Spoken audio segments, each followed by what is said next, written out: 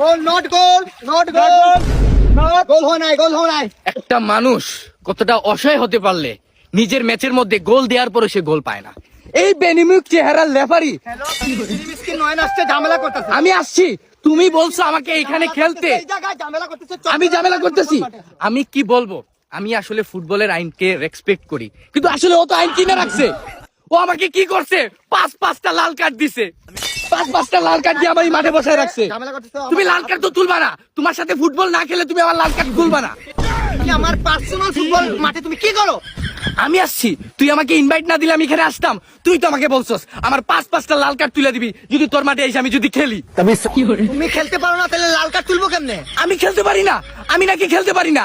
আমি দিন কি রাত কি, রাতে 2টা কি 4টা কি, সারাটা জীবন তোর সাথে খেলা গেলাম, তারপরে তুই আমার লাল কার্ড গুলো তুলতেছিস না। হ্যালো, ফ্রি মিসকিন নয়ন আসছে, ঝামেলা করতেছে। ঝামেলা করতেছে এই যে দেখো, নাটক করতেছে, আমি নাকি ঝামেলা করতেছি, ও তো ঝামেলাটা সৃষ্টি করছে।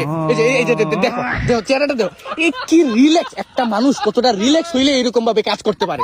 আমার জীবনটা অতেষ্ট করে ফেলাইছে দেখতে। আল্লাহ, দেখো গাইস তোমরা দেখো, ফ্রি মিসকিন নয়ন আসছে, ঝামেলা করতেছে।